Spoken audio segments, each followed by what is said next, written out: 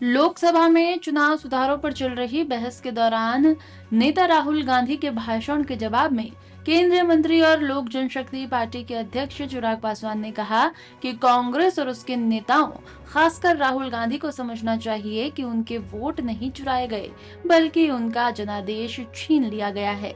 उन्होंने कहा कि अब कांग्रेस के पास कोई जन समर्थन नहीं बचा है और जब तक वो अपनी बार बार की चुनावी हार के कारणों पर गहराई से विचार नहीं करेंगे, तब तक उनकी स्थिति में सुधार नहीं होगा। कांग्रेस और कांग्रेस के नेता, खास तौर पर राहुल जी, जब तक इस बात को समझेंगे नहीं कि यहाँ पे वोट चोरी नहीं, उनका जनादेश चोरी हो चुका है भाई। उनके पास अब कोई जनाधार बचा ही नहीं है।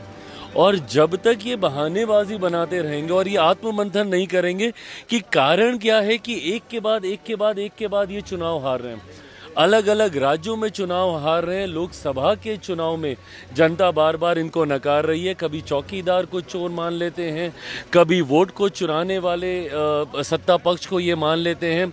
विश्वास इनका किसी संस्था पे बचा नहीं है। जितने भी संवैधानिक स्वतंत्र संस्थाएं हैं, चुनाव आयोग जैसी संस्थाएं, उस पर भी इनका विश्वास नहीं बचा है। तो ऐसे में ये स्वयं को अराजकता की ओर ये लेकर जा रहे हैं। राहुल जी को अब ये समझना होगा, पूरी कांग्रेस पार्टी को समझना होगा कि बात वोट चोरी की नहीं है, आपके जनाधार चोरी की है, जो अब आपके पास नहीं रहा। आज की तारीख में आपका जनाधार, जनता का विश्वास आप पूरी तरीके से खो चुके हैं।